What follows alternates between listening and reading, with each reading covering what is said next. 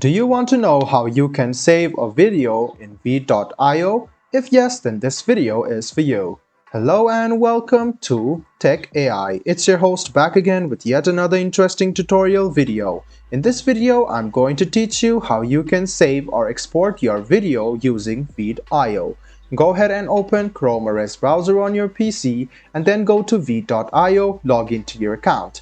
The next thing you want to do is create a project and import a video, or else you can just use your previously edited videos. Go ahead and tap on any of these and this page will open up. Now to save your video, go ahead and click done, which is on the top right hand side. Make sure you are done with the video after editing it. Go ahead and click done and click on export video.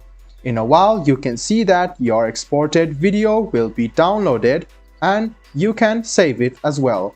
As you can see, the video has been rendered. Now to download it, go ahead and click download and you can see that you can download these options. You can download it in the format of MP4, MP3 and GIF. So you can even resize it for social media, or else you can just click this if you want to download it on the MP4 format.